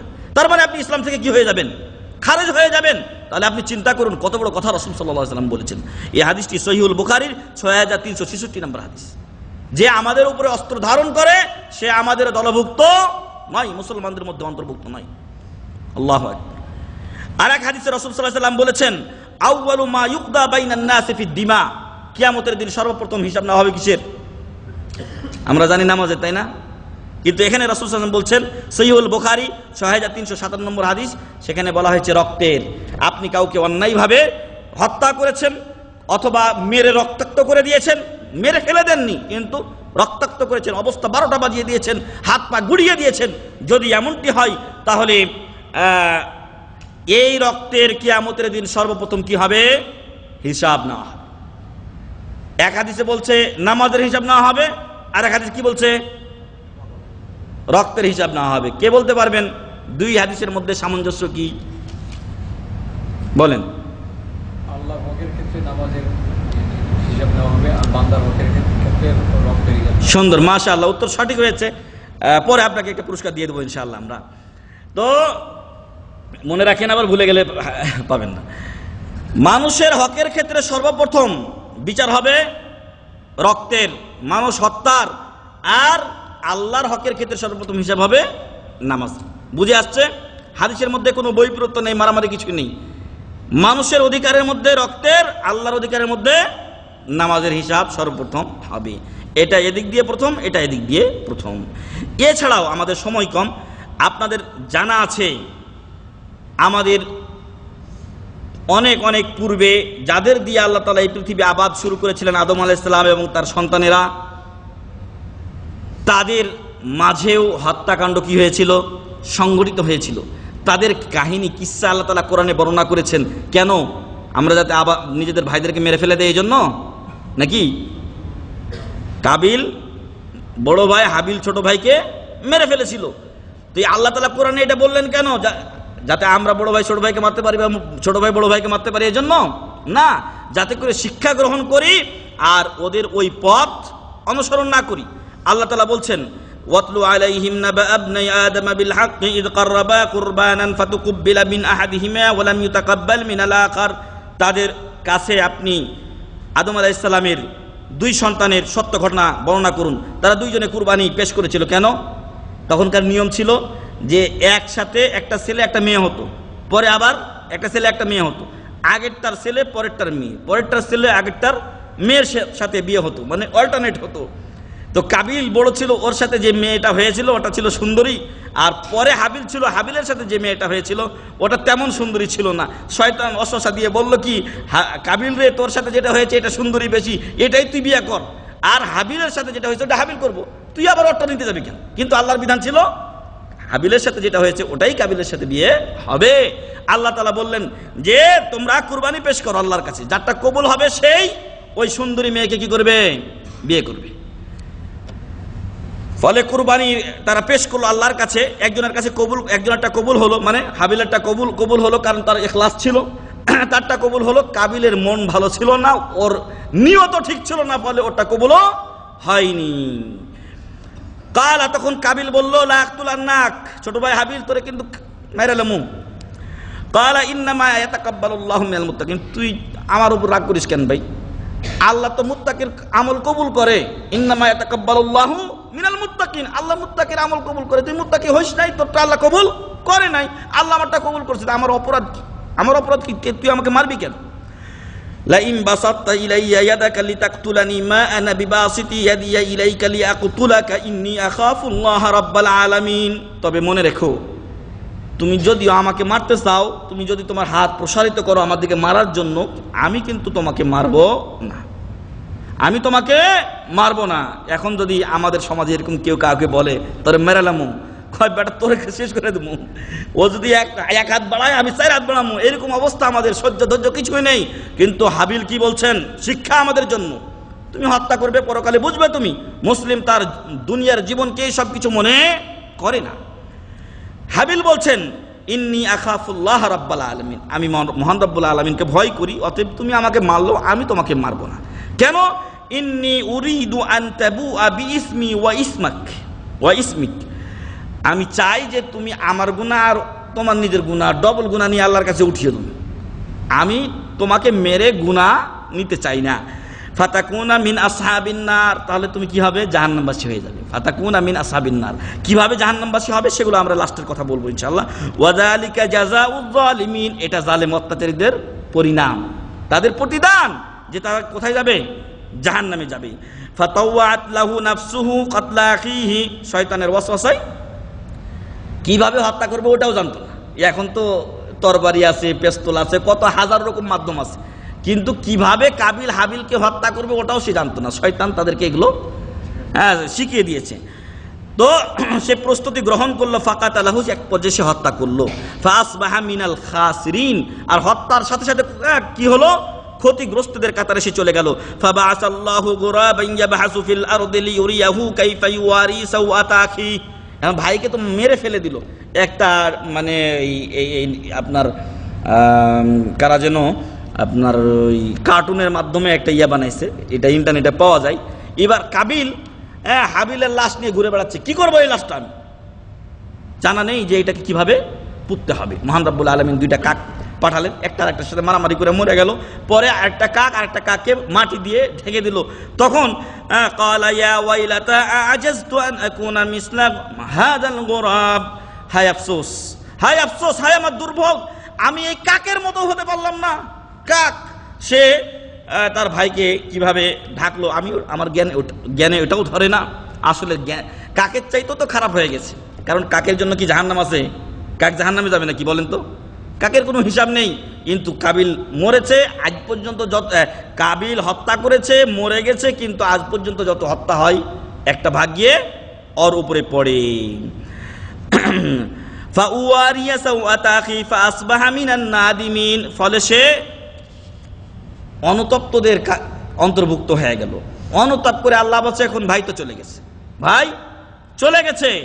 কিছুদিন পূর্বে একটা ঘটনা শুনেছিলাম যে একটা ছোট মেয়ে, একটা সৌদি, সে একটা ভালো গাড়ি কিনেছে, মানে ওর কাছে গাড়িটা খুব দামি জিনিস, যা হয়তো জমিয়েছিল সেটা দিয়ে সে একটা সুন্দর গাড়ি কিনেছে। গাড়িটাতে আঁচড় লাগতে দেয় না, কিন্তু নতুন গাড়িটাতে তার ছোট বাচ্চাটা এসে কি করছে, একটা ইটের টুকরা নিয়ে পিছনে লিখতেছে। আরে আমার গাড়িতে তুই লেখিস? রাগের তাড়নায় শয়তানের ওয়াসওয়াসায় কি করছে, বাচ্চাটাকে দৌড়ে এক আছাড় বেহুশ হয়ে গেছে। সাথে সাথে বাচ্চাটা হসপিটাল নিয়ে গেছে, মারা গেছে। এরপরে সে অনুতপ্ত হয়ে গেছে, কিন্তু এখন অনুতপ্ত হয়ে লাভ আছে? বাচ্চা তো চলে গেছে। অনুতপ্ত হয়ে গাড়ির পিছনে গেছে, গিয়ে দেখে যে বাচ্চাটা কি লিখছিল, দেখি লিখছে বাচ্চা, ছোট বাচ্চা 5-6 বছরের, বাবা আনা উহিব্বুক, বাবা আনা উহিব্বুক। বাচ্চা লিখছে বাবা আমি তোমাকে ভালোবাসি, আর বাবা গাড়ির দুনিয়ার কারণে কি করেছে, বাচ্চাকে মেরে ফেলে দিয়েছে। নাউযুবিল্লাহ মিন যালিক। এখন তার যেই অনুতাপ, তার যেই কষ্ট আরো বেড়ে গেল না, যে বাচ্চাটা আমাকে ভালোবাসার কথা লিখছে আর সেই ভালোবাসার কলিজার টুকরাকে আমি মেরে ফেলে দিলাম। ফাসবাহা মিনান নাদিমিন। এই কাবিলও কি হয়ে গেল, ক্ষতিগ্রস্তদের, অনুতপ্তদের কাতারে চলে গেল। আর এই জন্যই মহান রব্বুল আলামিন বনী ইসরাইলদের উপরে পরবর্তীতে লিখে দিয়েছিলেন যে একজন লোককে মারবে সেজন্য সারা মানুষকে মেরে ফেলে দিল, আর যে একজন মানুষকে হেফাজত করবে সেজন্য সকল মানুষকে হেফাজত করবে। কেন? কারণ হচ্ছে যে আপনি যদি আমাকে মারতে পারেন তাহলে আমার মতো হাজারো মুখলিসকে আপনি মারতে পারবেন, তখন আপনার মনে কিছুই বাঁধবে না। কারণ প্রথমবারই মানুষের হত্যা করতে হাত কাঁপে, যখন 2-1টা হয়ে যায় তখন সবাই এর সাথে শিকদারের মতো হয়ে যায়, টপ টেরর হয়ে যায়, তখন আর কিছুই সে মনে করে না, আর 2-4টা মারলে কি হয়েছে, ওরকম কদরই ফালাই দিছি, এরকম তার মনে হবে। তাই মহান রব্বুল আলামিন বলছেন যে একজনকে বাঁচালে তুমি সারা বিশ্বের মানুষকে বাঁচালে, আর যদি একজনকে মেরে দাও তাহলে তুমি যেন সবাইকে মারলে। কারণ ওই রকমই নাফস সবার, আর ওটাও মারতে গেলে তোমার কোনো কুণ্ঠা হবে না, দ্বিধা হবে না। যে কথাটা একটু আগে বলছিলাম যে কাবিল মরে গেছে, কিন্তু কাবিলের উপরে যত হত্যা আজ পর্যন্ত হচ্ছে তার একটা ভাগ্যে পড়ছে। কেন? ফাইন্নাহু আউয়ালু মান সান্নাল কাতল। সেই প্রথম এই হত্যা কি করেছিল, চালু করেছিল। অতএব আপনি ভালো কাজ চালু করলে কিয়ামত পর্যন্ত আপনি সওয়াব পেতে থাকবেন, মন্দ কাজ চালু করবেন তো মরেছেন, মন্দ কাজ চালু করেছেন তো মরেছেন, কিয়ামত পর্যন্ত আপনার গুনাহ লেখা হতে থাকবে, ওদের গুনাহ কমবে না। তাই ভালো কাজ চালু করুন, অন্যায় কাজ বা গুনার কাজ, পাপের কাজ কোনোদিন চালু করবেন না, বরং পাপের কাজ বন্ধ করার চেষ্টা করুন। কিয়ামত পর্যন্ত হয়তো কি হবে, আপনার সওয়াব লেখা হবে। যদি আপনার মাধ্যম হয়ে কিছু মানুষ অন্যায় থেকে বিরত থাকে, তার মাধ্যমে কেউ অন্যায় থেকে বিরত থাকে, আপনি আমাকে বুঝিয়েছেন ভাই এই কাজটা অন্যায়, আমি বিরত থাকলাম, আমি আরো 10 জনকে বুঝালাম, ওই 10 জন আরো 20 জনকে বুঝাইলো, তাহলে এই সিলসিলা চালু থাকবে। খারাপ কাজ ছেড়ে দিলে কি হয়, নেকি হয়। ভালো কাজ করলে যেমন নেকি হয়, খারাপ কাজ ছেড়ে দিলে সেরকম নেকি হয়। সম্মানিত ভাই এবং বন্ধুগণ, মানুষকে হত্যার ব্যাপারে ইসলাম একটা নিয়ম দিয়েছে। মানুষকে হত্যার ব্যাপারে ইসলাম কি দিয়েছে, নিয়ম দিয়েছে। সেই নিয়মটা কি? রাসূল সাল্লাল্লাহু আলাইহি ওয়াসাল্লাম বলছেন যে মানুষের মুসলিম ব্যক্তি যে সাক্ষ্য দেয় যে আল্লাহ ছাড়া সত্য কোনো মাবুদ নেই, মুহাম্মদ সাল্লাল্লাহু আলাইহি ওয়াসাল্লাম আল্লাহর রাসূল, তার রক্ত 3টি কারণের যে কোনো একটি না হলে তার রক্ত হালাল নয়, সম্পূর্ণ হারাম। যদি সে 3টা অপরাধ করে, যে কোনো একটা করে, তাহলে তার রক্ত হালাল, এবং সেটাও করবে কে? রাষ্ট্রের সরকার, আমি আপনি না। তাহলে তো সবাই সবাইকে মারতে চাইবে। আর সেই 3টা কারণ কি? আল নাফসু বিন নাফস, হত্যার বদলে হত্যা, কেসাস, যেটা আমরা বলে এসেছি। 2 নাম্বার আস-সাইয়্যিবু জানি, বৃদ্ধ বা বৃদ্ধা মহিলা, বিয়ে শাদী হয়ে গেছে তারপরেও যদি কেউ কি করে, জেনা করে, তাহলে তাদের জন্য রজমের ব্যবস্থা আছে। এটা 2 নাম্বার। 3 নাম্বার হচ্ছে আত-তারিকু লিদীনিহি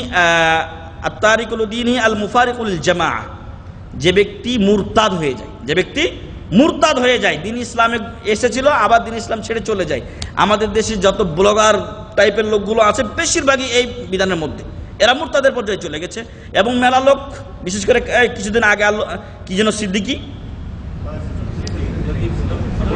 আব্দুল লতিফ সিদ্দিকি, যাই হোক, আব্দুল শয়তান সিদ্দিকিও, তো এই শয়তানে যে কথাগুলো বলেছে এগুলো মুরতাদ হয়ে যাওয়ার কথা। এর মাধ্যমে ইসলামের যে কোনো একটা বিষয়কে নিয়ে কেউ যদি কটাক্ষ করে ইসলাম থেকে বের হয়ে যায়, কেউ যদি নিয়মিত নামাজ ছেড়ে দেয় সেও ইসলাম থেকে বের হয়ে যায়। এরকম ইসলাম ভঙ্গকারী মেলা বিষয় রয়েছে, তার মধ্যে বিশেষভাবে 10টা বড় বিষয় আছে, সেগুলো আমাদের ইসলামিক সেন্টারে পাওয়া যায়, বিভিন্ন বইয়া আছে, সেগুলো আপনারা পড়ে নেবেন।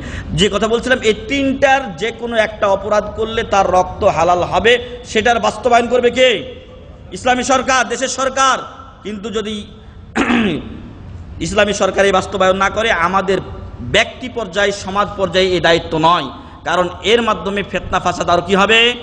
বাড়বে, কমবে না। এজন্য এই 3টি কারণ মনে রাখবেন। 1 নম্বরে হত্যার বদলে হত্যা, 2 নম্বরে বিবাহিত বা বিবাহিতা নারী বা পুরুষ যদি জিনা করে, 3 নম্বর হচ্ছে মুরতাদ ব্যক্তি। এই 3টি কারণে মানুষের রক্ত হালাল হয়, যার বাস্তবায়নকারীকে রাষ্ট্রের সরকার, রাষ্ট্রের মুসলিম সরকার।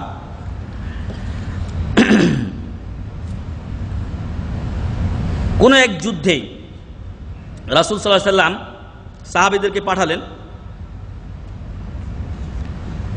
যার মধ্যে শরীক ছিলেন উসামা বিন যায়েদ বিন হারিসা। যায়েদ বিন হারিসা এটা রাসূল সাল্লাল্লাহু আলাইহি সাল্লামের পালক পুত্র ছিলেন, আর উসামা ছিলেন তার ছেলে। এই উসামাকে আল্লাহ রাসূল সাল্লাল্লাহু আলাইহি সাল্লাম খুব ভালোবাসতেন।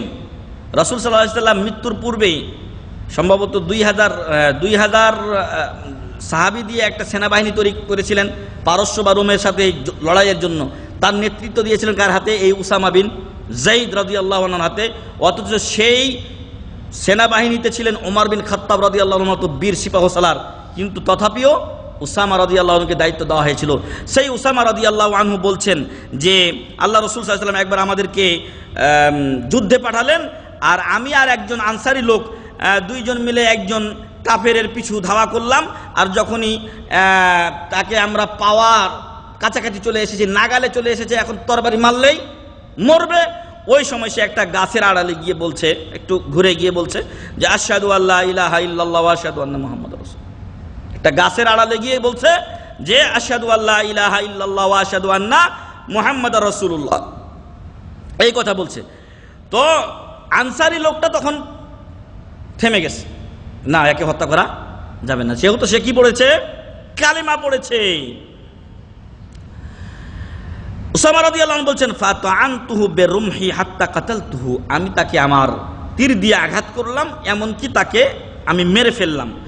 ফালাম্মা কাদিমনা বালাগা যালিকা নবী সাল্লাল্লাহু আলাইহি সাল্লাম, এই যখন আমরা ফিরে আসলাম তখন রাসূল সাল্লাল্লাহু আলাইহি সাল্লামের কাছে এই সংবাদটা পৌঁছলো। ফাকাল আলী, তখন রাসূল সাল্লাল্লাহু আলাইহি সাল্লাম আমাকে বলছেন, ইয়া উসামা কাতালতাহু বাদা মা ক্বালা লা ইলাহা ইল্লাল্লাহ, হে উসামা রাদিয়াল্লাহু আন, তুমি ওই লোকটাকে হত্যা করেছো লা ইলাহা ইল্লাল্লাহ বলার পরেও, সে তো কালিমা পড়েছে, মুসলমান হয়েছে সে, তুমি কিভাবে তাকে হত্যা করলে? ক্বালা কুলতু ইয়া রাসূলুল্লাহ ইন্নামা কানা মুতাআউযিদান, তিনি বললেন যে আল্লাহ রাসূল সাল্লাল্লাহু আলাইহি ওয়াসাল্লাম, ও তো আমার কাছ থেকে বাঁচতে চাইছে, ও তো আসলে হাকিকি অন্তর থেকে কালিমা পড়েনি, সে এখন মরবে, মরা থেকে বাঁচার জন্য লা ইলাহা ইল্লাল্লাহ পড়ে ফেলেছে। তখন রাসূল সাল্লাল্লাহু আলাইহি ওয়াসাল্লাম বলছেন আকাতালতাহু বাদা মা ক্বালা লা ইলাহা ইল্লাল্লাহ, তুমি কি তাকে লা ইলাহা ইল্লাল্লাহ বলার পরেও হত্যা করেছো? লা ইলাহা ইল্লাল্লাহ ছোট কোনো বিষয় নয়। মুসা আলাইহিস সালাম কি বলেছিলেন? আল্লাহ একটা জিকির শিখিয়ে দেন, আমি তোমাকে ডাকবো। তখন আল্লাহ বললেন কুল লা ইলাহা ইল্লাল্লাহ, কুল্লু ইবাদাকা ইয়াকুলুনা হাযা, তোমার সব বান্দাই তো লা ইলাহা ইল্লাল্লাহ বলে, তো আমাকে কিছু দাও আলাদা খাস। তখন মহান রব্বুল আলামিন বললেন মুসা আলাইহিস সালাম, যদি আসমান জমিন সবকিছু এক পাল্লায় রাখা হয় আর লা ইলাহা ইল্লাল্লাহ আর এক পাল্লায় রাখা হয়, তাহলে লা ইলাহা ইল্লাল্লাহর পাল্লা ভারী হয়ে যাবে। আল্লাহু আকবার। রাসূল সাল্লাল্লাহু আলাইহি ওয়াসাল্লাম স্মরণ করিয়ে দিলেন উসামা রাদিয়াল্লাহু আনহুকে, আকাতালতাহু বাদা মা ক্বালা লা ইলাহা ইল্লাল্লাহ, লা ইলাহা ইল্লাল্লাহ বলার পরও তুমি তাকে হত্যা করেছো। আল্লাহু আকবার। ভাইরা, একবার চিন্তা করে দেখুন, যারা জিহাদের নামে বা এই ওই আইএস ফাইএস ইত্যাদির নামে আজকে মসজিদে নামাজরত ব্যক্তিদেরকে হত্যা করছে, যারা দেশের নিরাপত্তার কাজে নিয়োজিত আছে তাদেরকে হত্যা করছে, তারা কিয়ামতের দিন কি উত্তর দেবে? তারা কিয়ামতের দিন আল্লাহর কাছে কি জবাব দেবে? একটা অমুসলিম শুধু কালিমা পড়ার মাধ্যমে আল্লাহ রাসূল সাল্লাল্লাহু আলাইহি ওয়াসাল্লাম বলছেন উসামা রাদিয়াল্লাহু আনহুর মতো, যাকে তিনি হিব্বু রাসূলিল্লাহ সাল্লাল্লাহু আলাইহি ওয়াসাল্লাম বলা হয়, রাসূল সাল্লাল্লাহু আলাইহি ওয়াসাল্লামের প্রিয় পাত্র যাকে বলা হয়, তাকে বলছেন আকাতালতাহু বাদা মা ক্বালা লা ইলাহা ইল্লাল্লাহ, লা ইলাহা ইল্লাল্লাহ বলার পর তুমি তাকে হত্যা করেছো। আর ভাই নামাজে মসজিদে এসেছে নামাজ পড়ার জন্য, নামাজরত লোকগুলো তৃতীয় চতুর্থ রাকাতে তাদেরকে এইভাবে হত্যা করা হলো, 17 জন বা 16 জন লোক মারা গেল। আল্লাহু আকবার। এই লোক কি জবাব দেবে? যারা এর সাথে জড়িত আছে সকলেই ইনশাআল্লাহ কিয়ামতের দিন জাহান্নামে চলে যাবে।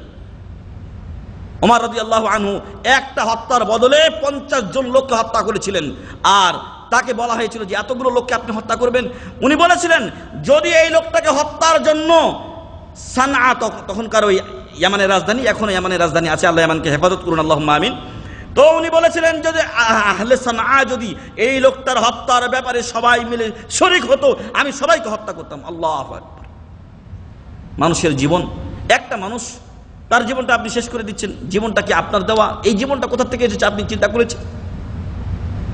আপনি যদি এভাবে কাউকে হত্যা করেন, আপনাকে কেউ হত্যা করবে। অন্যায়, ফাসাদ, ফিতনা ফাসাদ দুনিয়াতে সয়লাব হয়ে যাবে। রাসূল সাল্লাল্লাহু আলাইহি ওয়াসাল্লামের বারবার এই কথাগুলো শোনার পরে হাত্তা তামান্নাইত, উসামা রাদিয়াল্লাহু আনহু বলছেন যে এমন কি আমার অনুতাপ এত বেড়ে গেল যে আমার মনে হলো যে আন্নী লাম আকুন আসলামতু ক্বাবলা যালিকাল ইয়াউম, আমি যদি ওই দিন পর্যন্ত ইসলামই গ্রহণ না করতাম তাহলেই মনে হয় ভালো ছিল। আল্লাহু আকবার। তাহলে আমি শরীক হতাম না যুদ্ধে, আর আমি এই অন্যায়টাও করতাম না। আল্লাহু আকবার। এটা ইজতিহাদ, জিহাদের ময়দানে ক্ষণিক 1 সেকেন্ডের হয়তো ব্যাপার, 1 সেকেন্ডের ব্যাপার। একটা ভেবে নিয়েছেন যে ও তো ভয়ে বলেছে মেরে দিই, আর সুযোগ পেলে ও তো তাকে মেরে ফেলতে পারত, কিন্তু ওই পর্যায়ে আল্লাহ রাসূল সাল্লাল্লাহু আলাইহি ওয়াসাল্লাম কালিমার জন্য কত বড় কথা লিখেছে বলেছেন। আর এখন কলিমউদ্দিন সলিমউদ্দিন 2-4টা লোক নিয়ে মুজাহিদ হয়ে গেছে, যেখানে সেখানে যত্রতত্র বম্বিং করছে, নিরীহ লোকজনকে হত্যা করছে। ভাই একটা বাসে আপনি বোমা মেরে দিলেন, আর এই বাসে নিরীহ লোকজন মারা গেল, এই হত্যার দায় কে নেবে? এই হত্যার দায় কে নেবে? আপনাকে একটা মানুষকে মারার দায়িত্ব মহান রব্বুল আলামিন দেন নাই। আপনাকে আল্লাহ তাআলা বলেননি যে অমুককে তুমি হত্যা করো, কিন্তু আপনি হত্যা করতে গিয়ে দেখা গেল একটা লোককে মারতে গিয়ে আপনি 5টা লোককে মেরে ফেলছেন। তো এগুলোর মাধ্যমে একজন মানুষের জন্য জাহান্নাম অবধারিত হয়ে যায়। তো আমাদেরকে সবাইকে সাবধান সতর্ক হতে হবে, আমরা এগুলোর কোনটার সাথে যেন সম্পৃক্ত না হই। মহান রব্বুল আলামিন আমাদেরকে এই অন্যায় থেকে হেফাজত করুন, আল্লাহুম্মা আমিন। আমাদের জাতিকে আল্লাহ হেফাজত করুন, আল্লাহুম্মা আমিন। মুসলিম মিল্লাতকে আল্লাহ হেফাজত করুন, আল্লাহুম্মা আমিন। রাসূল সাল্লাল্লাহু আলাইহি সাল্লাম সত্যিই বলেছেন যে কিয়ামতের পূর্বে যে সমস্ত আলামত আসবে, কিয়ামত ততক্ষণ পর্যন্ত সংঘটিত হবে না যতক্ষণ পর্যন্ত হারাজ বেশি না হবে। হাত্তা ইয়াকসুরাল হারাজ। ক্বালু ওয়া মাল হারাজু ইয়া রাসূলুল্লাহ, হারাজ জিনিসটা কি? তখন রাসূল সাল্লাল্লাহু আলাইহি ওয়াসাল্লাম বললেন আল কাতল, হত্যা। যতক্ষণ পর্যন্ত হত্যা না বাড়বে ততক্ষণ পর্যন্ত কিয়ামত হবে না। হত্যা বাড়ছে না কমছে? বাড়ছে, আরো বাড়বে, কারণ কিয়ামত আস্তে আস্তে ঘনিয়ে আসছে, ফলে এই হত্যা বাড়তে থাকবে। কিন্তু আমাদের করণীয় হচ্ছে যে এই হত্যার সাথে যেন আমার কোনো সম্পৃক্ততা না থাকে। এজন্যই আল্লাহ রাসূল সাল্লাল্লাহু আলাইহি সাল্লাম বলছেন আল ইবাদাতু ফিল হারজি কাহিজরাতিন ইলাই, সহিহ মুসলিম 5242 নম্বর হাদিস, যে যখন মানুষ হত্যা রাহাজানিতে লিপ্ত থাকে, মারামারি কাটাকাটিতে লিপ্ত থাকে, তখন যে ব্যক্তিরা ঘরে বসে মসজিদে বসে আল্লাহর ইবাদত বন্দেগীতে ব্যস্ত থাকে তারা যেন আমার দিকে হিজরত করে। অতএব যেখানে মারামারি ওখানে যাবেন না, সেখানে যাবেন না। অনেক লোক মনে করে হরতাল করো, জ্বালাও, পোড়াও ইত্যাদি কিছুদিন পূর্বে ছিল আমাদের দেশে। না, এগুলোতে শরীক হওয়া যাবে না। যত অন্যায় করবেন তত পাপের বোঝা বাড়তেই থাকবে। ওই সময় একজন মুসলিমের জন্য সবচাইতে নিরাপদ হলো আপনি নিয়মিত 5 ওয়াক্ত নামাজ মসজিদে পড়ুন, আপনার ঘরেই মসজিদে এসে ইবাদত বন্দেগীতে মশগুল থাকুন, আল্লাহর কাছে কান্নাকাটি করুন, আল্লাহর কাছে এগুলো থেকে নাজাত ও মুক্তি চান, জাতির জন্য আপনি নিরাপত্তা কামনা করুন। সম্মানিত ভাই এবং বন্ধুগণ, পরিশেষে আর 2টা বিষয় বলে আমি শেষ করব। তার মধ্যে সবচাইতে বড় যে কবিরা গুনাহগুলো আছে তার মধ্যে রাসূল সাল্লাল্লাহু আলাইহি ওয়াসাল্লাম বলছেন আকবারুল কাবায়ের। কবিরা গুনাহ তো মেলা আছে, তার মধ্যে আকবারুল কাবায়ের, এগুলোর মধ্যে সবচাইতে প্রথম কাতারে আছে আল ইশরাকু বিল্লাহ, আল্লাহর সাথে শিরিক করা। 2 নম্বরে ওয়া কাতলুন নাফস, মানুষকে অন্যায়ভাবে হত্যা করা। তাহলে ছোট গুনাহ নাকি? না, মারাত্মক গুনাহ। ওয়া উকুকুল ওয়ালিদাইন, পিতামাতার অবাধ্য হওয়া, তাই পিতামাতার কি অবাধ্য হবেন না। ওয়া কাউলুজ জুর, মিথ্যা কথা বলা। আও কালা ওয়া শাহাদাতুজ জুর, অথবা মিথ্যা সাক্ষ্য দেওয়া। সেই বুখারী 6363 নম্বর হাদিস। 60টি ধ্বংসাত্মক বিষয় আছে। কয়টি? 60টি। তার মধ্যে আমাদের সময় কম, তার মধ্যে অন্যতম একটা হলো ওয়াকাতুলুন নাফসিল্লাতী হারামাল্লাহু ইল্লা বিল হক, অন্যায়ভাবে যেই নফসকে আল্লাহ তাআলা হত্যা করা হারাম করেছেন সেই নফসকে অন্যায়ভাবে হত্যা করা। অন্যায়ভাবে কাউকে হত্যা করা, ন্যায়ভাবে হত্যা করা যাবে ওই তিনটা কারণের কোনটা যদি হয়, আর সেই কাজটা কে করবে? দেশের মুসলিম সরকার অথবা যে সরকার থাকে তারা করবে। তাহলে সবচাইতে বড় কবিরা গুনার অন্যতম একটা হলো মানুষ হত্যা করা। তার মধ্যে তার আরেকটি হলো যে 60টি ধ্বংসাত্মক বিষয় রাসূল একটা হাদিসে বলছেন, বুখারী শরীফে 6351 নম্বর হাদিস, সেখানেও এই মানুষ হত্যার বিষয়টি উল্লেখ করা হয়েছে।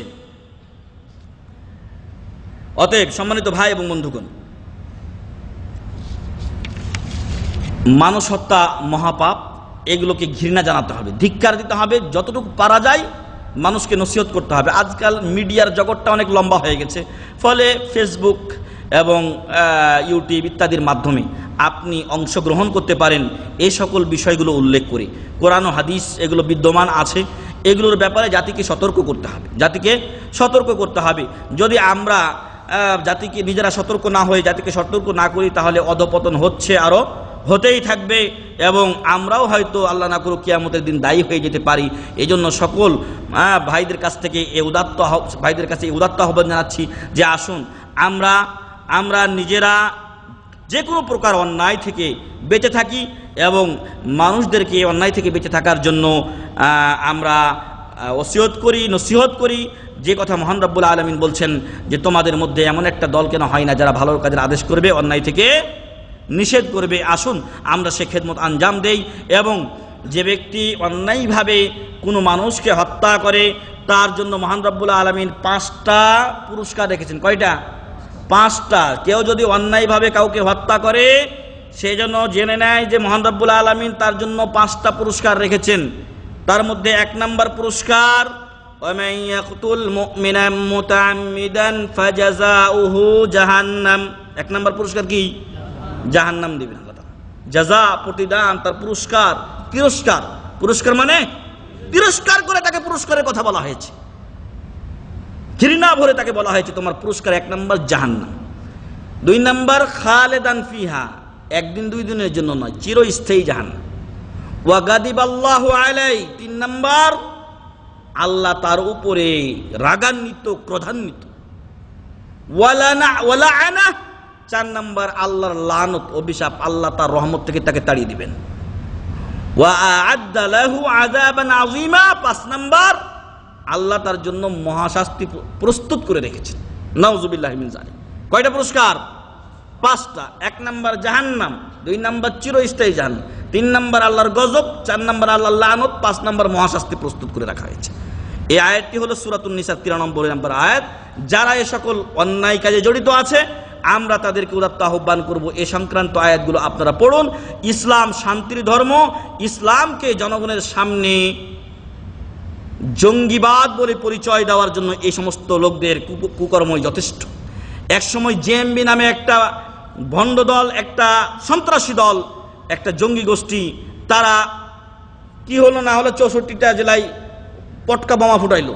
আর এ দেখে হলো কি, দাড়ি টুপিওয়ালা ভালো মানুষগুলোর কাছে মানুষ বসে না, গাড়িতে বসলে ভয় পাই, আরে হুজুর যদি জেএমবি হয় ফুটাইলে তো শেষ। আমি জনগণের বা যারা নামাজি লোক তাদের দুর্নাম হয়ে শেষ। ভাই ভালো মানুষগুলোর কে আপনি জনগণের সামনে খারাপ করেছেন। সম্মানিত উপস্থিতি, আসুন আমরা নিজেরা এ বিষয়ে সতর্ক হই, জাতিকে সতর্ক করি, যার যতটুকু সামর্থ্য আছে, যে যেভাবে পারে, সবারই ইমানই দায়িত্ব সবাইকে সতর্ক করা। বিশেষ করে এই যে আমরা বাইরের লোক সৌদি আরবে আছি, আমাদেরও এই দেশের প্রতি একটা দায়িত্ব আছে ভাই। যে দেশে আপনার আমার রুজির ব্যবস্থা হচ্ছে, যেই দেশে আলহামদুলিল্লাহ আমার আপনার দেশের চাইতে আরামে আছি না আমরা, যদিও হয়তো আত্মীয় স্বজন ছেড়ে আছি, কিন্তু এই যে এসি, কয়জন আমরা দেশে গিয়ে এসি পাই? এই যে কারেন্ট 24 ঘন্টা এখানে থাকছে, একবারও কারেন্ট যায় না। আমাদের দেশে তো মিনিটে মিনিটে কারেন্ট যায়। তারপরে আরো কত ঝক্কি ঝামেলা। যান আপনি ডিউটি থেকে যখন আপনি বাসায় যাবেন 2 ঘন্টা 3 ঘন্টা জামে আটকা আছে, পেপার পত্রিকায় আপনারা অহরহ এবং টেলিভিশনে খবর দেখছেন।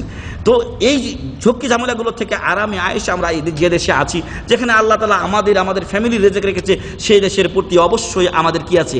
দায়িত্ব আছে। ইসলামের প্রতি আমাদের দায়িত্ব আছে।